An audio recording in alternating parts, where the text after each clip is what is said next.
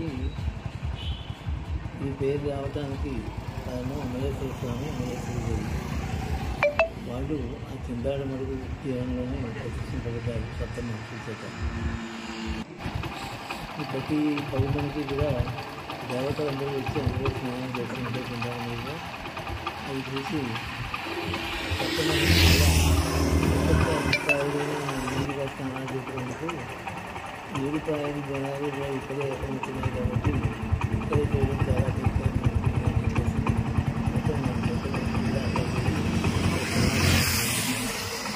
అలా చేస్తుంటే సప్తమహర్షులు ఇక్కడ స్నానాలు చేస్తున్నారు అని చెప్పి మన జనాలు కూడా అలాగే వెళ్ళిపోయి నిత్యం అందులో స్నానం చేస్తున్నాం, అలా ఆశీస్సులు తీసుకుని వెళ్తున్నాం జరుగుతుంది. కొన్నాళ్ళు పోయిన తర్వాత ఈ సప్తమహర్షులు ఏమనుకున్నారంటే పర్వదినాల్లో సప్తపదాది స్నానఫలం పొందాలి అంటే మనం ఒక దివ్యమైనటువంటి పరమేశ్వరుని కానీ ఇక్కడ ప్రతిష్ఠించుకుంటే బాగుంటుంది అనిపించి వెంటనే ఒక శివలింగం తీసుకొచ్చి ప్రతిష్ఠ చేశారు. చేసి అందులో స్నానం చేసి ఆయనకు అర్చన చేస్తే వాళ్ళకుండే మలినాలన్నీ పోగొట్టి వాళ్ళందరినీ అమలినలుగా చేస్తారు అని చెప్పి ఆయనకి అమలేశ్వరుడు అని పేరు పెట్టారు. ఆయన సన్నిధిలో ఆదిత్యని అమలేశ్వరి దేవి పేరుతో ప్రతిష్ఠించారు. అలాగే మన ప్రజలందరూ కూడా అందులో స్నానం చేయడం, వీళ్ళకి అర్చన చేసుకోవడం, వెళ్ళి ఆ సప్తమహర్షుల సేవలు చేసుకుని వాళ్ళ ఆశీస్సులు చేసుకుని చూడడం జరుగుతుంది. కొంతకాలం పోయిన తర్వాత రోజు ఎక్కడి నుంచి వచ్చి ఇవన్నీ చేసుకుని ఎక్కడ వెళ్తాం మనం కూడా తల కుటీరం ఇక్కడే వేసుకుంటే సరిపోతుంది కదా అనిపించిన తడుగుగా వాళ్ళు తల కుటీరం వేసుకున్నారు. అలా అమలులైన ప్రజలతో నిర్మించబడినటువంటి పురం కనుక ఇది అమలపురం అని చెప్పి దీనికి పేరు వచ్చింది. అలా నడుస్తుండగా ఈ ప్రతి పౌర్ణమికి దేవతలందరూ కూడా దాన్ని నిర్మించుకుని అక్కడ అందరూ స్నానాలు చేస్తుండేవారు. సప్తమహర్షులు కూడా అలా వచ్చి అక్కడ స్నానాలు చేస్తున్నారు. వాళ్ళకి ఈ ప్రజలందరూ కూడా వీళ్ళకి ఒక పద్ధతి క్రమం అంతా ఏర్పాటు చేశారు. మీరు వీరికి స్నానం చేసే ముందు సంకల్పం అంతా ఇలా చెప్పుకోవాలి అని చెప్పేసి మహాసంకల్పం అంతా చెప్పి వాళ్ళ చేతులు చేస్తే తర్వాత అదే అలవాటు పడి రోజు ఆ సంకల్పం పవిత్రమైనటువంటిది. గోదావరి 5 పాయలుగా తిరిగి సముద్రంలో కలుస్తుంది. సప్తమహర్షులు వచ్చేసాము 5 పాయలుగా తిరిగి కలుస్తుందని చెప్పేసాము. ఆ రోజులో దాన్ని పాంచాల దేశం, పాంచాలపురం రాజధాని. ఆ పాంచాలపురంలోనే అర్జునుడు నిశ్చయంతరం కొట్టినటువంటి స్థలంలో ఈ మడుగు ఏర్పడింది అని చెప్పేసి ప్రజలందరూ చెప్పుకుంటారు. నాటందరూ కూడా ఆయన రాసినటువంటి హిస్టరీలో ఈ వివరాలన్నీ కూడా రాసుకొచ్చారన్నమాట.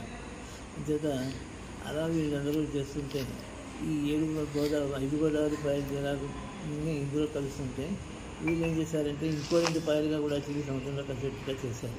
అప్పుడు ఈ సప్తమహర్షుల పేరునే ఈ సప్తగోదావరికి సరిపోతాయన్నమాట. అంతే అలా జరుగుతుండగా ఈ సప్తగోదావరి సంగమ స్థానం సరోవరమది చింతాడమరుగు ఏదో దీనికి అంత ప్రాశస్త్యం ఉంది అని చెప్పేసి పూర్వం చెప్పేది ఏంటంటే మనకి అలహాబాద్లో త్రివేణి సంగమం ఉంది. అందులో గంగా యమున గుండా ప్రత్యక్షంగా కనిపిస్తాయి. మిగిలినటువంటి సరస్వతి అనేది అంతర్వాహినిగా ప్రవహిస్తుంది. అక్కడికి సకల రాష్ట్రాల వాళ్ళు కూడా అక్కడికి వచ్చి అందులో స్నానాలు చేస్తూ ఉంటారు. మా సంకల్పం చెప్తుంది. అలా చేస్తున్నటువంటి సందర్భంలో ఇక్కడ ఏంటంటే ఈ సప్తగోదావరిలో కూడా అంతర్వాహినిగానే ప్రవహిస్తుంటాయి. అంతేగా సప్తగోదావరిలో అంతర్వాహినిగా ప్రవహిస్తుంటాయి. దీంట్లో సకల లోకవాసులు వచ్చి ఇందులో స్నానాలు చేసేవారు అని చెప్పేసి వాళ్ళ చింతలన్నీ తీరిపోతాయని చెప్పి ప్రతి స్నానాలు చేసేవారు. చింతలు ప్రజలు చెప్తున్నారు. ఇంకా ఆ త్రివేణి సంగమం కంటే కూడా చాలా గొప్ప విశేషమైనటువంటి స్థలం ఇది. ఉమ్మడి తూర్పుగోదావరి జిల్లాలో అంటే ఇప్పుడు ప్రస్తుతం కోనసీమ జిల్లాలో ఈ అమలాపురానికి కింద చేరినటువంటి చింతాడమరుగు, గోడపాలెం, రామనగరం పంచాయతీ ఈ మడుగు ఏర్పడింది. అయితే ఇందులో కొంత భాగాన్ని అప్పట్లో మంత్రి గారు వచ్చేసి మేము ఆధ్యాత్మికంగా డెవలప్ చేస్తామండి దీన్ని అని చెప్పేసి అమలేశ్వర స్వామి కళ్యాణం అవుతుంటే వచ్చారు. అడిగి దీని విశేషాలు ఏమిటో అన్నీ తెలుసుకుని ఆధ్యాత్మికంగా డెవలప్ చేస్తాం మేము ఈ మడుగుని అని చెప్పారు. చెప్పి తర్వాత మనం మార్చేసి తాగడానికి మంచినీళ్ళు కూడా కావాలి కదండి, అందుకోసం అని చెప్పేసి దీన్ని మంచినీళ్ళు చెరువు కింద మార్చేస్తున్నాం అని చెప్పేసి రూరల్ వాటర్ సప్లై వాళ్ళకి కొంత భాగం దాన్ని ఇచ్చేశారు. ఇచ్చేసిన తర్వాత వాళ్ళు ఏం చేశారంటే 14 ఎకరాల 12 సెంట్లతో వాళ్ళు ఖర్చు పెట్టుకున్నారు. మిగిలిన 8 ఎకరాల తీర ఉంటే ఆ 8 ఎకరాల తీరని కూడా వాళ్ళు దీనికి పుష్కరాల కోసం ఇచ్చేయండి, రేపు మళ్ళీ 2015లో పుష్కరాలు వస్తున్నాయి, ఆ పుష్కరాలకి ఎక్కడ స్నానాలు చేస్తారు, ఇప్పటిదాకా 92లో వచ్చినటువంటి అంత్యపుష్కరాలు, మళ్ళీ 2003లో వచ్చిన పుష్కరాలు, 4లో వచ్చినటువంటి అంత్యపుష్కరాలు, అలాగే 2008లో ఈ